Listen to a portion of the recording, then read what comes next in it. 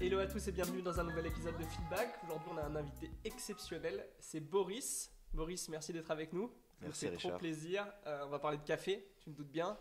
C'est toujours les invités qui se présentent. Donc je te laisse te présenter. Dis-nous un peu qui tu es, d'où tu viens, ce que tu fais aujourd'hui. On t'écoute. Bah écoute, moi je m'appelle Boris, Mhm. Boris Toiti, j'ai 33 ans. Je suis originaire du Var, de Toulon, et aujourd'hui je suis torréfacteur à Toulon. Tu as une grande torréfaction qui est très connue dans le bassin toulonnais, c'est Café Maurice. C'est une affaire qui est familiale. Déjà, la première question que je voulais te poser, c'est pourquoi tu as voulu relancer Café Maurice. Pourquoi? Mhm. Ah bah alors ça c'est une très bonne question et des fois je me la pose encore aujourd'hui. Ok. Pourquoi? Parce que moi j'étais dans un domaine qui était totalement différent, la communication. Et puis j'ai commencé à voir un petit peu le retour des produits locaux, notamment les microbrasseries, Ouais. avec certains qui étaient un petit peu pionniers sur Toulon. Euh, on me parlait souvent des cafés Maurice. Moi j'avais écrit un livre sur l'histoire de l'entreprise quand j'avais 18 ans, donc il y a quelques années auparavant. J'avais eu d'excellents retours, les gens se souvenaient, les gens avaient envie de retrouver ça.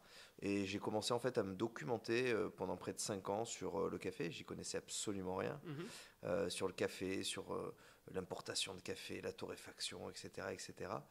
Et j'avais pas envie que cette entreprise, qui avait été un des fleurons de l'économie varoise, tombe dans les oubliettes, parce que c'est une marque qui était arrêtée quand même depuis 1982. C'est ce que j'ai vu, ouais. Et comment quand tu décides de te lancer, c'est une marque qui du coup n'existe plus, Café Maurice. Qu'est-ce que tu, qu'est-ce que tu te dis à ce moment-là? Tu te dis qu'il y a tout à faire, ou tu te dis qu'il y a quand même un gros héritage à reprendre? C'est quoi ton projet à ce moment-là quand tu te lances? Le projet, il était complètement plaisir. Ah oui, C'est-à-dire que pour moi, c'est une création d'entreprise. ah oui. C'est-à-dire que le nom, on l'a déposé à nouveau, il était retombé dans le domaine public, donc on a repris le nom. Mhm. Mais au-delà du nom, il y avait tout à refaire. Mhm. On repartait de zéro. Alors, il y a une légitimité parce que c'est mon arrière-grand-père, mon trisaïeul, qui a créé l'entreprise. Donc, moi, j'avais la légitimité pour de reprendre cette marque, mais il fallait tout recréer. Alors, il y avait deux solutions. Soit on faisait quelque chose d'un peu fake avec, on appelait un torréfacteur X ou Y pour lui demander de torréfier un produit, une gamme, et on mettait une belle étiquette dessus. Mhm. Soit on décidait de faire les choses vraiment dans les règles de l'art, et moi c'est ce qui me plaît, donc de créer en cœur de ville, à Toulon, à quelques pas d'où était le premier atelier de 1875 de mes arrière-arrière-grands-parents, et repartir vraiment sur quelque chose avec une cohérence. Une torréfaction en cœur de ville, en cœur d'une boutique, Mhm. quelque chose quand même qui est assez inédit, C'est vrai. et relancer cette marque en travaillant vraiment à l'ancienne, et comme le faisaient mes ancêtres par le passé. Est-ce que tu as ressenti de la pression à ce moment-là par rapport au nom, par rapport à ce qu'avait fait ta famille, par rapport à ce qu'a fait? Non, je dirais pas de pression, Non? parce que si tu veux, moi mon grand-père qui en était le dernier PDG, Ouais. quand j'ai relancé il y a 10 ans, il était déjà très âgé, parce qu'il a 95 ans aujourd'hui, donc Mhm. il était fier de ça, mais il n'avait pas vraiment conscience de ce que c'était, parce que lui, il avait une vision industrielle. Oui. Quand il était patron de l'entreprise, c'était la première entreprise de torréfaction en France. Oui. D'ailleurs, on va en Euh, parler.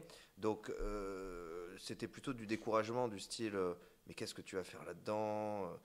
C'est trop complexe, tu te rends pas compte, les machines. Mais en fait, il avait cette vision industrielle Ouais. des choses, alors que moi, mon envie était vraiment de relancer quelque chose à taille humaine. Il avait 200 employés à Toulon, hein. Ah oui, oui. Et on a commencé, on était trois, hein. Donc, voilà. Donc, la pression, non. Après, la pression naturelle de vouloir bien faire les choses, parce que je suis comme ça, et quand je me lance dans un projet, je veux que les choses elles soient bien faites, Mhm. avec une notion de qualité, une notion de service, une notion de sérieux. C'est pour ça que dès le départ, on a tout brandé, on a fait comme les grands en fait. Ouais, ouais, ouais. Et on a fait quelque chose voilà, de construit, de cohérent. Après, moi, c'était mon domaine, la communication. Donc, c'est vrai que Tu partais avec un sur, avantage là-dessus. sur ça, Oui. on avait les équipes et le Rex. Pas de pression, si ce n'est l'envie de bien faire, de réussir, et surtout, le leitmotiv qui est toujours le mien aujourd'hui, c'est de redonner cette lettre de noblesse à cette marque qui a été précurseur dans plein de domaines au niveau du Oui. café, et qui était tombée dans l'oubli, des marques du passé oubliées, une sorte de Madeleine de Proust finalement pour nombre de Toulonnais. Ça, c'est vrai que moi qui suis né je pense qu'on est à peu près de la même génération, moi je suis né dans les années 90, je connaissais pas Café Maurice jusqu'au moment où tu l'as relancé, mais il y avait pour ceux qui nous écoutent et qui nous regardent, c'est quand même une enseigne qui a été créée par ton arrière-grand-père. En 34, il monte la torréfaction la plus moderne d'Europe et produit 10 000 tonnes de café par an, ce qui est hallucinant. C'est plus qu'un Malongo par exemple aujourd'hui, quoi. C'est exactement ça, c'est une structure énorme. L'enseigne invente un procédé pour maintenir le café moulu et ensuite il se retrouve dans toutes les grandes surfaces jusqu'en 82. C'est littéralement une des plus grosses marques d'Europe et la plus grosse marque française de café à ce moment-là. Mais je voulais savoir, en 82, qu'est-ce qui se passe? Pourquoi ça s'arrête alors que ça part sur des strates qui sont absolument dingues? Alors, ouais, j'ai l'histoire qu'on m'a racontée. Voilà. Et j'ai les histoires qu'on m'a racontées après par la suite. C'est un agrégat de différentes choses. Quand une entreprise comme ça s'arrête, en général, c'est jamais lié à un seul facteur. Ouais. Y en a plusieurs. Un des différents facteurs, c'est par exemple le fait que l'usine a été chauffée au fioul. Ah oui. On parle des années 80, ça demandait des milliers de litres de fioul tous les mois. Ouais. Il y avait des cuves énormes qui étaient enfouies. Et il y a eu un premier choc pétrolier en 73, il y a un deuxième choc pétrolier en 78, je crois. Cela a fait que le prix de l'électricité, on va dire des combustibles, a augmenté. Alors on en parle aujourd'hui, mais c'est rien à côté des prix de l'époque. Hein. Ouais. Si on fait les rapports, même francs, euros, le prix de l'énergie à l'époque, à cette période-là en tout cas, était énorme. Et l'entreprise était demandeuse d'énormément de fuel. Et je pense que les travaux pour transformer tout ça auraient été tellement monstrueux. Ça, c'est un premier élément. Deuxième élément, c'est qu'il y avait à l'époque une politique gouvernementale menée par un Premier ministre de l'époque, Raymond Barre, de fixation des prix sur les produits dits de première nécessité. Le café en faisait partie. Ce qui fait qu'ils ont décidé, le gouvernement a décidé, les prix, ils sont fixés, vous ne pouvez pas les toucher. Pour autant, le prix d'achat, les prix des matières premières augmentaient, et finalement, la marge diminue, voire pas du tout, quoi. Donc ça, c'est un deuxième élément. Le troisième, c'est le conditionnement. Mon grand-père avait fait le choix de transformer pour plusieurs dizaines de millions de francs l'ensemble de la ligne pour passer sur une méthode en aluminium. La boîte métal, qui aujourd'hui est reprise par Malongo. Voilà. Donc cette boîte-là, elle a été démarrée avec les Cafés Maurice. D'ailleurs, la première boîte de moulu en Europe a été créée par les Cafés Maurice, avec un procédé sous vide qui permettait de conserver le café moulu. Wow. Puisque jusqu'alors, tu avais le moulin. Si tu écoutes tes grands-parents, ils te diront on moulait le café entre les cuisses, dans un petit moulin comme ça. Il y en a un chez mes grands-parents. Voilà. Et en fait, pourquoi le moulu, on n'en vendait pas? Parce qu'il y avait ce problème de conservation. Parce que le café disperse en fait ses arômes au moment où il est moulu. Donc il fallait avoir un brevet, une invention qui permette de conserver. C'était le sous-vide et cette boîte particulière qui a été créée donc, par mes ancêtres et qui fut la première boîte en Europe de café moulu. Donc ils avaient changé toute leur ligne pour du conditionnement alu. Et les gens n'étaient pas encore friands de ce type de conditionnement. Hein. À l'époque, il n'y avait pas Internet, il n'y avait pas de marque étrangère. On était très conservateurs. Hein. On voulait pas. Le degré d'ouverture, on va dire, sur les nouveautés n'était pas forcément le même qu'aujourd'hui. Aujourd'hui, on propose un nouveau conditionnement. On dit voilà. Des fois, il y a des méthodes de nouveautés un peu audacieuses ou un peu originales. Bon, là, en l'occurrence, le futur nous a montré que le conditionnement alu, a marché. Et puis Nespresso derrière avec les capsules en alu, est le meilleur moyen de conserver aujourd'hui le café. Tout ça mis bout à bout fait qu'il est arrivé à certaines difficultés, que les banques ont eu la gentillesse de continuer à lui prêter de l'argent, parce que c'était un acteur important, parce que c'était un acteur économique, social, qui employait également beaucoup de monde. Et puis il est arrivé à un moment donné où ça devenait trop dur. Donc il n'a pas fait faillite, ça a été un dépôt de bilan. Voilà, c'est-à-dire qu'il a préféré arrêter quand c'était encore faisable plutôt que d'aller s'enfoncer dans le mur. Tous les salariés ont été payés jusqu'au bout. L'usine a été vendue à un promoteur immobilier qui l'a transformée de façon très moche, mais bon, ça c'est mon avis personnel. Ouais. Parce qu'il y avait de très belles mosaïques qui venaient d'Haïti sur le frontispice du bâtiment, c'était très beau. Mhm. Et il a vendu la marque et les brevets à son plus gros client de la région de Saint-Étienne-Lyon, qui était son revendeur, qui s'appelle Charles Guichard, Ok, qui est à l'origine de la création des établissements Casino, ok. qui est créé par la suite Casino. En tout cas, voilà les raisons un petit peu pourquoi l'entreprise s'est arrêtée. En ce moment là, je vois que on se suit voilà, sur les réseaux un peu tous les deux. Tu développes de plus en plus la marque dans les grandes surfaces. Tu remets Café Maurice au cœur des grandes surfaces, on peut le voir, dans plein d'enseignes différentes. Tu as 3 boutiques. Tu en as une donc dans le secteur toulonnais et une à Sanary un petit peu plus loin. Est-ce que ton but c'est de réarriver à là où ça s'est arrêté en 82? Honnêtement, je crois que c'est impossible aujourd'hui. Ouais. Parce que à l'époque, on était sur une marque pionnière dans le domaine, qui était la seule marque qui était capable de distribuer toute la France en moins de 24 heures. Ouais. Aujourd'hui, tu as des acteurs internationaux, étrangers, Internet, la livraison, etc., etc.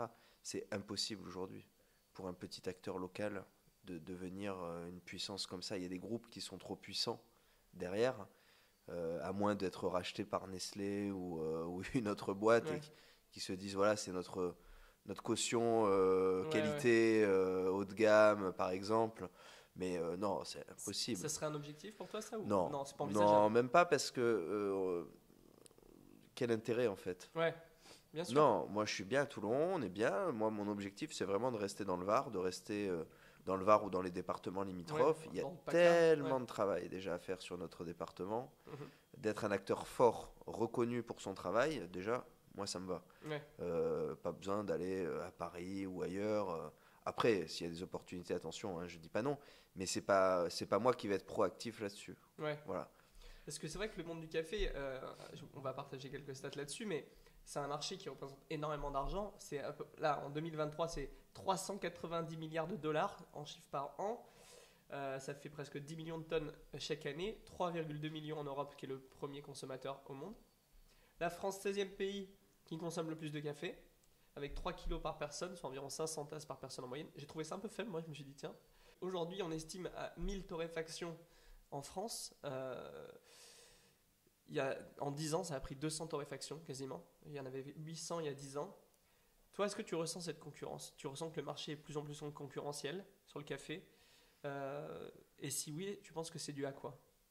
Non, honnêtement Tu non. sens pas la concurrence? La concurrence, oui, on la sent tous. Mais disons que aujourd'hui, mes principaux concurrents, ça reste les industriels. Ouais. Même si j'ai pas la prétention de dire que je suis un concurrent à Nespresso, mais aujourd'hui, quand je vends plusieurs centaines de milliers de capsules sur l'année écoulée, c'est à qui je les prends? À C'est Nespresso, à l'Or, à Starbucks. Donc, en local, on n'a pas vraiment de concurrence. On a quelques confrères Mhm. qui sont des gens très bien. On n'est pas sur un marché voilà, qui est, je trouve, ultra concurrencé sur les acteurs locaux. D'un point de vue managérial, c'est des compétences que tu as dû apprendre, que tu avais déjà. Comment ça se passe ce moment-là où du coup tu grossis et que tu dois recruter des gens? Est-ce que c'est des compétences que tu avais déjà ou tu as dû tout apprendre au fur et à mesure? Je pense qu'on apprend toujours. Ouais, Moi, j'ai toujours été indépendant. ouais, Moi, quand j'ai terminé mes études, j'ai cherché un boulot et j'ai pas trouvé. Donc, j'ai créé ma boîte, ok. une entreprise d'affichage et de communication sur Toulon et sa métropole, que j'ai toujours, enfin que j'ai revendu, mais dans laquelle je suis toujours un petit peu impliqué. Donc, j'ai toujours été indépendant, mais j'avais des petites équipes. Là, aujourd'hui, on est plus d'une quinzaine chez Café Maurice avec 3 sites différents. Et surtout des métiers qui vont du barista, conseiller de vente, torréfacteur, logistique, avec des métiers totalement différents. Et chef d'entreprise, c'est une chose, chef d'entreprise de commerce, c'en est une autre. Ouais. Parce qu'un commerce, tu te dois d'avoir des horaires d'ouverture fixes, tu te dois d'être respectueux de tes clients que tu as en direct. On n'est pas sur du B2B, on est sur vraiment du direct consommateur. Et nous, on travaille un produit de la base. C'est-à-dire que moi, je vais chercher les cafés, je les source, Oui. on les importe, on les transforme, on les ensache, on les distribue. c'est monstrueux le travail. Ah bah, c'est dingue parce que tu es allé jusqu'en Colombie pour Ouais. justement pour aller chercher du café, un pays en plus que tu as découvert. Tu vas de la source jusqu'à la boutique au final. Bah, c'est important. Alors, les voyages à l'origine, comme on dit, c'est le côté un peu plaisir, hein. Oui, il y a aussi du Ça, c'est plaisir. le côté un peu cool parce que, on va pas se mentir, on travaille, mais on s'amuse surtout beaucoup. Oui, oui. Quoique, la Colombie, quand même, je me suis pas trop amusé hein, par rapport au Salvador ou Honduras où j'étais parti l'année précédente, Mm. parce que c'est un pays qui est immense, où on se levait à 4 heures du matin pour faire des 10 heures de route, Sur des routes et sur des en routes terre. défoncées, Mm. voilà. Donc je dirais que la Colombie, c'était pas vraiment de l'amusement. Mais non, mais le travail, il est considérable. Et c'est ça qu'il faut que les gens se rendent compte. Quand on a un paquet qui est 10, 15, 20% plus cher qu'un industriel, c'est ce travail-là qui derrière est valorisé. C'est pas pour payer mes voyages, hein, Oui, oui, mais oui. c'est le travail du producteur.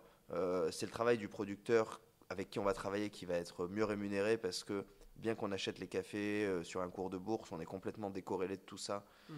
avec des prix qui sont beaucoup plus élevés, voire le double, voire le triple du cours Mhm. de la bourse. Ouais. Voilà, avec une bonne rémunération autour de projets particuliers, avec des producteurs sur place, des coopératives, des écoles, des collèges, etc. Donc ça, c'est une chose. Et puis, il faut se rendre compte vraiment du travail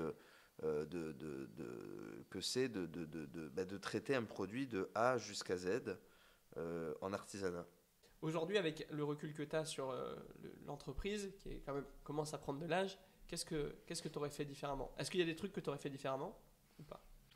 Je pense que j'aurais fait différemment sur les ouvertures de magasins. Parce Ouais. que c'est vrai qu'à Sanary, on a ouvert en plein milieu des travaux du port. Ah oui, c'est vrai. C'est vrai qu'il y a des Euh, travaux sur le Ça port. fait 2 ans. Et c'est vrai qu'aujourd'hui, on voit quand même que, bon, ben, on a eu au départ une première équipe avec qui ça s'est pas bien passé. En tout cas, le résultat était pas au rendez-vous. Puis des fois, on a une deuxième équipe, puis on arrive avec une troisième équipe. Et là, on va dire qu'on est sur les troisièmes équipes, parce qu'on fait tous des erreurs, parce qu'on recrute les mauvaises Oui, puis personnes, tu parce que ajustes avec le temps. on a juste. Mais là, depuis quelques mois, j'ai cette stabilité sur Sanary et le Morillon, avec ces deux personnalités, hein, Jacques à Sanary et Jean-Charles au Morillon, Mm. qui font un travail considérable, qui font un travail remarquable, qui sont impliqués comme si c'était leur entreprise. Et avoir des personnes comme ça, c'est ultra important parce qu'ils comprennent le mode start-up de Ouais. Café Maurice, parce que finalement on est une sorte de start-up, hein. Oui. C'est-à-dire que on investit, on investit, on investit. On est à un moment donné où on espère que la mayonnaise va prendre, parce que les gens nous disent vous êtes partout. Est-ce que le fait d'être partout, alors déjà on est loin d'être partout, Mm. est-ce que le fait d'être partout veut dire qu'on gagne de l'argent? Oui. Oui, parce C'est- que ça, on se rend pas compte, Enfin, mais d'un point de vue chef d'entreprise, c'est pas parce que tu es implanté partout que tu es bah, rentable.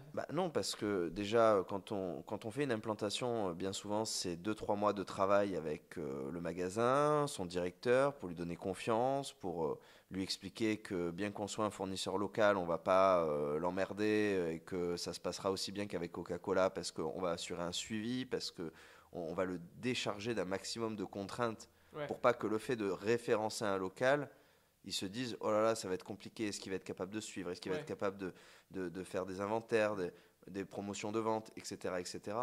Donc tout ça, en fait, il faut discuter, rassurer, et ça demande du temps. Le temps, c'est de l'argent, Ouais. ça demande des compétences, ça demande énormément de choses, quoi. Donc aujourd'hui, Café Maurice est une entreprise qui flirte avec l'équilibre. Et le peu de bénéfices qu'on a pu faire, enfin en tout cas le bénéfice qu'on a fait les années précédentes, aujourd'hui est réinjecté dans les nouveaux projets, Ouais. dans nos boutiques de Sanary, du Mourillon, qui je l'espère en 2025 arriveront à l'équilibre, parce que mon objectif c'est pas non plus, on n'est pas au CAC 40, hein. Ouais, ouais, ouais, bah oui. C'est pas de distribuer du dividende à mes 50 actionnaires, hein, surtout que j'en ai, Ouais, surtout ouais. que j'en ai pas 50. Mais l'objectif, c'est au moins d'équilibrer, de Ouais. continuer à diffuser la marque. Et on espère que dans 3, 4 ans, on pourra faire un peu de bénéfices et puis continuer à investir. Là, on a un gros projet, bon, on en reparlera peut-être plus tard, Mhm. c'est l'école du café qu'on est en train de monter à Toulon. Donc c'est c'est pas mal, ça. un gros projet sur lequel on va communiquer là dans quelques semaines. Formation au métier du café. Et qui sortira, c'est une exclusivité là que je te donne. Ouais, c'est dingue. On a racheté un lieu juste à côté de la torréfaction. Ok. On a entièrement réaménagé et on va y dispenser des ateliers autour, de la caféiculture, des méthodes d'extraction douce, du latte art. Incroyable. Apprendre à faire les jolis Ouais, dessins bien sûr. avec le lait. Et il va y avoir des modules aussi autour de l'expresso. Et on monte en fait un lieu où je fais venir aussi des copains artisans qui vont travailler le nougat, la pâte de fruits, le chocolat. Ça va être un lieu un petit peu hybride où voilà, on pourra se former, réserver des petits créneaux, 4 à 5 personnes maximum, et avec un cours pratique où chacun peut apprendre à déguster les arômes, Ouais, c'est dingue, etc. parce qu'on ne se rend pas compte. Moi qui suis aussi dans le domaine du café, en effet, le monde du café, c'est un monde immense, qui s'apparente un peu au vin d'ailleurs, de temps en temps, avec la manière dont on déguste le café. Tu m'as dit que tu avais commencé du coup par monter ton entreprise parce que tu n'avais pas trouvé de boulot. Tu as toujours voulu être entrepreneur ou pas? Est-ce qu'au Non. fond de toi, Non. Comment t'imaginais quand tu étais ado ou plus jeune? Comment t'imaginais ton futur, toi? Moi, j'ai fait des études dans le commerce et la communication, Mm. plutôt tout ce qui est marketing, relations presse et tout ce qui est RP, public relations. Mhm. Donc moi, je me voyais plutôt dans une agence de com à travailler chef de produit sur le développement de marques ou des choses comme ça. Pas du tout avec l'entreprise. Je suis tombé dedans vraiment par hasard parce que quand j'ai terminé mes études, je cherchais un boulot, j'ai dû envoyer une centaine de CV. T'étais où, sans indiscrétion? T'étais à Paris à ce moment-là ou Non, t'étais j'étais dans à le sud? Nice, j'étais à l'EDEC à Nice, Ok. qui n'est pas une mauvaise école, hein. Oui, oui, oui. Pour autant, voilà, le contexte à l'époque était assez difficile. Et puis les propositions que j'avais sur Paris, dans des grands groupes, j'avais des propositions Françaises des Jeux, des trucs comme ça. Bon, ça m'excitait pas vraiment, quoi. Donc, du coup, j'ai créé mon agence de com spécialisée dans l'affichage en 2014. Est-ce que si t'avais pas relancé Café Maurice, tu serais resté là-dedans? Ah bah oui. Ouais. J'étais une entreprise, je l'ai créée de mes petits doigts, je l'ai développée, elle marchait bien, elle marchait même très bien. Et malgré tout, tu t'es lancé dans un projet du coup de zéro hyper vaste, Ouais, alors que tu avais une entreprise qui marchait. bah oui. C'est- Mais explique Pourquoi? Je sais pas. Il y a un truc qui s'est passé. Parce Quand qu'on je sent vois quand même que- quand je vois mon degré de fatigue aujourd'hui, je me dis que j'étais bien, hein. Bah oui, mais c'est pour ça, parce que quand tu me parles, tu m'as l'air très passionné, tu dis des phrases du genre que tu es prêt à presque pas gagner d'argent tant que tu as tes employés qui sont contents et tes clients qui sont Ah, de contents. toute façon, on n'a pas le choix là. Oui, non, C'est mais, pas une oui, mais question, tu vois, hein. ce que je veux dire, c'est qu'est-ce qui se passe? Comment on fait pour d'un coup tout quitter et se lancer comme ça? T'as pas eu peur? Tu t'es pas posé de questions? Qu'est-ce qui s'est passé en toi pour que d'un coup tu te dises bon bah allez, j'arrête tout, je me lance là-dedans? Je crois que c'est une question de personnalité qui est propre à chacun. Moi, j'avais cette entreprise qui fonctionnait très bien pour le coup, m'était démenée pour. Et puis, je pense que tu es installé dans une sorte de confort et d'ennui intellectuel. Ah, t'as ressenti ça? Ouais. Oui, parce que c'est bien d'avoir une entreprise qui fonctionne, de bien gagner sa vie, de faire du chiffre, comme on dit, de rendre des clients satisfaits, d'avoir du Oui. résultat, c'est très bien. Mais si tu te fais chier, quoi, Ouais, c'est chiant. c'est. Et du coup, Café Maurice, à un moment donné, Ouais, dans Café le Maurice, futur, ça va arriver, entre guillemets, ça devrait arriver ce moment-là où. Qu'est-ce que tu ferais? Tu serais prêt à revendre Café Maurice? Non, je pense pas que ça arrive. Parce Ah. qu'en fait, le marché sur lequel j'étais était finalement limité Ouais. en termes de développement. Là, sur Café Maurice, le marché il est illimité. Ouais. Le deuxième produit changé dans le monde derrière le pétrole. Le café, c'est un produit qui est. Voilà, je peux en vendre dans toute la France, je peux en vendre aux États-Unis, je peux en vendre. C'est pas mon ambition. Oui, non, Mais je veux dire qu'en tout cas, les perspectives de développement, elles sont colossales. Ouais. Donc je pense pas que ça arrive un jour comment dire, De revendre cette affaire ou de la lâcher? bah, la revendre aujourd'hui, c'est même pas à l'ordre du Oui, jour. bien sûr, bien Je veux sûr. dire, après,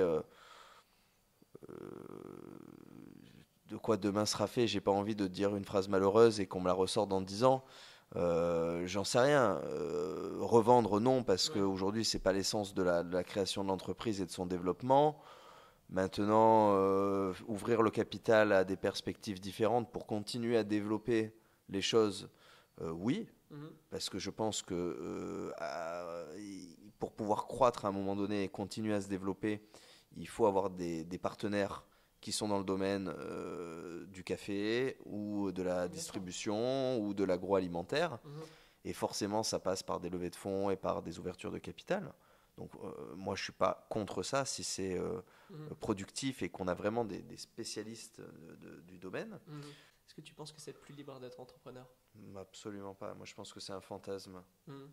Je pense que c'est un fantasme du salariat de penser que l'entrepreneuriat, c'est être plus libre. Je veux dire, je vois pas en quoi moi je suis libre. Oui, je Ouais. suis libre d'organiser ma journée. Ouais. Là, j'étais libre ce matin, j'ai demandé à personne l'autorisation pour venir ici, Ouais. passer 1 heure avec toi, échanger. Mhm. Je suis libre dans l'organisation de mon planning. Si je veux partir demain 1 semaine en vacances, j'ai l'autorisation de demander à personne. Ouais.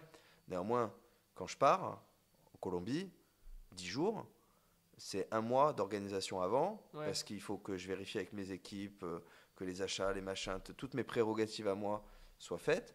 Il faut que je sois sûr d'avoir des gens qui vont tenir la barque pendant que je suis pas là, Mhm. sans m'appeler toutes les 2 minutes. Donc non, c'est pas du tout de la liberté. Quand je vois le nombre d'heures que je travaille et si je rapporte ça au taux horaire, je suis à Ouais, au quelques final. euros quoi. Oui. Donc non, je pense que c'est un fantasme de penser ça. Libre dans son organisation, oui. Après, on est trop dépendant des clients, des aléas, des ennuis. Voilà quoi. Moi, j'adorerais avoir quelqu'un au-dessus de moi Ah qui oui. me dise quoi faire. Je serais un super exécutant. Tu vois, Franchement, t'as le fantasme inversé, je toi, du coup. serais, je serais un Ouais. super soldat. Mais attends, tu rigoles? Ouais, ouais. Moi, faire 35 heures par semaine, Ah oui, oui. euh, avoir un poste de commercial, avec en plus une commission sur mes ventes, je serais top là-dedans. Est-ce que c'est mon envie aujourd'hui? Non, parce que moi j'aime bien développer, Mhm. j'aime bien cette excitation. Alors je suis crevé, je suis épuisé, mais en même temps, quand je fais pas ça, je m'ennuie quoi. Ouais. C'est quoi le plus gros défi vraiment auquel tu as été confronté? Qu'est-ce que tu as appris? Tout à l'heure, tu m'as dit que tu as changé 3 fois, enfin globalement 3 fois d'équipe et que là, ça commence à se roder. Dans les équipes, on sait qu'il y a un petit souci de génération, entre guillemets, petit souci, il y a toujours eu des soucis de génération dans le temps, mais on sent que la génération Z est peut-être moins d'appétence au travail. Toi, comment tu l'as vécu? Est-ce qu'il y a eu un souci par rapport à ça? Est-ce que tu as reconstruit des équipes? Qu'est-ce que tu as appris Bah, vis-à-vis du recrutement, vis-à-vis des équipes, vis-à-vis de la construction? moi qui reste un jeune chef d'entreprise, qui était étudiant il y a encore une dizaine d'années, j'ai tout misé sur la jeunesse. Mm, Et, la jeunesse me l'a pas vraiment bien rendu quoi. mm. Donc moi j'ai recruté, on avait une moyenne d'âge à un moment donné où j'étais quasiment le plus vieux quoi, Et à 30 ans. t'as quel âge, voilà, t'as quel âge? 33 ans. Voilà. Sauf que bah, le problème, c'est que putain, j'ai horreur d'avoir ce discours-là, mais en fait, c'est un discours de vécu. C'est Mm, pas un discours politique ou c'est pas du tout ça. Hein. mm, C'est vraiment mon vécu. C'est que 80% des jeunes que j'ai recrutés, eh ben, on les a formés, on les a machin, et puis au final, je recevais des messages tout le temps. Je me suis pas levé, j'ai bu un peu la veille, c'est mieux pour moi que je vienne pas. Bah oui, bah, écoute, ok, viens pas Ah oui. alors. Et j'ai eu que des soucis de Ouais. stabilité, de gens qui veulent pas travailler le week-end, qui veulent pas travailler en soirée, Mm, qui veulent gagner 4000 euros par mois en faisant des horaires de 10 heures à 17 heures. Enfin, à un moment donné, c'est pas possible. ouais. Donc il y a un problème. Il y a un problème entre l'ambition souhaitée et les moyens mis en œuvre pour y arriver. Ouais. Donc, bon, j'ai toujours quand même une bonne jeunesse hein, dans l'équipe. Hein. Mais disons que sur les postes à responsabilité, j'ai recruté des personnes avec beaucoup plus d'expérience. Tu peux nous dire leur âge sans discrétion dans les responsables de boutique, on en a parlé Ah un bah petit la peu. moyenne d'âge, elle est de 57 ans. Hein. Voilà. Et là, Elle est de 57 ans tu- parce que Mm, ce sont des gens sérieux, ce sont des gens de confiance, ce sont des gens qui ont un passé professionnel déjà et qui viennent avec un peu plus de liberté aussi travailler. mm. Voilà, après, Julien, mon torréfacteur, il a 25 ans. Oui, c'est pas une généralité. J'ai ma responsable des opérations, elle a 25 ans. Enfin, j'ai des alternants qu'on forme aussi qui ont entre 18 et 20 ans. Mm. C'est pas une généralité, mais disons qu'à un moment donné, on était quand même à 95% des moins de 25 ans, quoi. Étant donné que tu bosses beaucoup et que tu bosses vraiment, tu t'es passionné par ce que tu fais, que le Café Maurice, ça représente un peu ta vie, je Je voulais qu'on parle un peu de l'équilibre vie privée, vie pro. Comment tu, à côté, voilà, tu as sûrement des passions, une famille. Comment tu fais pour gérer aussi ton à côté de vie par rapport à ton métier? Est-ce que déjà tu as un à côté de vie vraiment? Oui, oui, oui. Parce que Ouais. quand je t'ai Là, appelé, faut pas déconner non plus, quand je quoi. t'ai appelé pour enregistrer, à l'époque, la première fois que j'ai pris contact avec toi, je t'avais dit bah, on peut faire ça un dimanche et tu m'as dit ah non, je veux plus travailler le dimanche. Ouais. Ça, tu t'es imposé certaines règles. Oui, oui, non, parce que sur les montages des boutiques, Ouais. on en a tellement bavé et c'était un travail vraiment quotidien. Hmm. Et là, ça va. On va dire du lundi. On va dire que aujourd'hui, je suis à 100%, on va dire 12-13 heures par jour, du lundi au vendredi. Hmm. Voilà. Et le samedi, j'ai un œil un peu plus regardant sur ce qui se passe, surtout sur Sanary, le Mourillon. Je travaille un peu des statistiques, des choses comme ça. Je travaille plutôt de chez moi. Ouais. Voilà. Mais on va dire que je suis quand même plutôt disponible, ouais, le samedi et le dimanche. Mais pour ma vie. Ouais. Et Mais arrives à trouver du temps pour toi quand même, et pour ta famille, et pour tes amis, et trouver bah, du temps ou faire autre chose que... moi, j'ai une compagne qui est agricultrice maraîchère. Ouais. Entreprise familiale, elle travaille avec son père, sa mère. Donc, si tu veux, il travaille, elle se lève à 5 heures du matin, Oui, c'est sa elle vie rentre, aussi. il est 21 heures. Donc, si tu veux, on a un rythme de vie qui est Ouais. quand même assez intense. Elle travaille aussi quasiment tous les jours. Donc, si tu veux, j'ai pas avec moi quelqu'un qui m'attendrait toute la journée Ouais. ou Qui pourrait changer du qui coup ta pourrait, méthode de travail. Ouais. voilà. Donc, si tu veux, pour l'instant, comme il n'y a pas de frein, moi, j'ai pas d'enfant. Ouais. Donc pour l'instant, ce modèle-là, je dirais pas qu'il me convient, mais en attendant, il n'est pas dérangeant. Mais est-ce que tu arrives à couper avec Je vais au vraiment la cinéma. pensée du café Maurice? Parce que ça doit tout le temps être dans ta De tête. quoi? Non, mais ça, tu coupes jamais. Mais ça, c'est tout le monde. Hmm. C'est pareil. Tu vas dans un café, tu vas regarder la machine. Si le mec, tu sens que le café n'est pas bon, tu vas aller lui parler des cafés Maurice. Ouais. Ouais, mais ça, c'est normal. Ouais. T'as eu envie d'arrêter des fois? On a toujours envie d'arrêter. Ah ouais? Tous les soirs, en ce moment, j'ai envie d'arrêter. Tu vois, on a les mêmes problèmes des fois. Ah ouais, non, mais des fois, tu te dis, c'est. Voilà. Et en fait, après, c'est tellement des fois le plaisir d'une petite réussite, d'un client qui avait quitté en échange depuis des mois et qui d'un coup te dit c'est bon, on y va. Ouais. Et tout ça, après, tu oublies rapidement. Ouais, ouais. Mais c'est vrai que des fois, tu es un peu seul, quoi. Enfin, moi, je suis seul à la direction. Ouais, Si tu ouais, veux, bien sûr. bon, des fois, tu as des problématiques, tu te sens un peu seul, quoi. Hmm. Donc oui, envie d'arrêter régulièrement, mais envie de développer encore plus, oui, ça Ouais. aussi. Mais ça, c'est voilà, ça c'est pour tout le monde. Après, moi, je suis pas une exception, hein. Franchement, des gens qui travaillent beaucoup, il y en a de partout, Oui, oui, bien heureusement, et je suis pas exceptionnel, hein.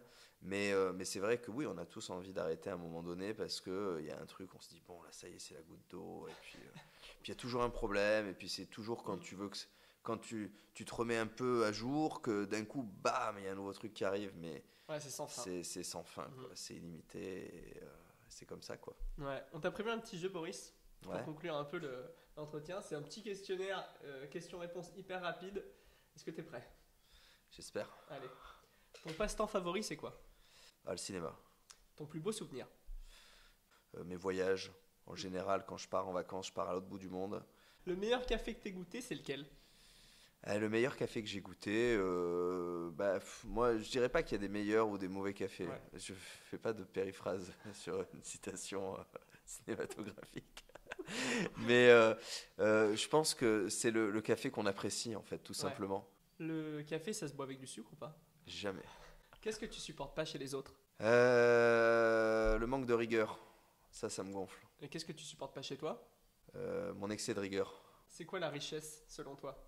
La richesse, c'est d'avoir du temps. Et c'est quoi le truc que t'as compris en vieillissant? La patience. Merci Boris, écoute, c'est la fin. Je te laisse partager, si tu veux, une citation, nous partager quelque chose. Nous, en tout cas, on était très heureux de t'avoir. Ça fait un moment Merci. qu'on était en contact tous les deux. Et en effet, pour ta dispo, pour ceux qui nous écoutent, la première fois que je l'ai contacté, c'était en août. On est en novembre. On a quand même réussi à trouver une date. Mais oui, c'est important. Et voilà, je voulais juste te remercier et je te laisse le mot de la fin. Ben non, bah écoute, moi je suis ravi de participer à cette émission qui est quand même, parce je fais souvent des émissions ou des choses comme ça, Mhm.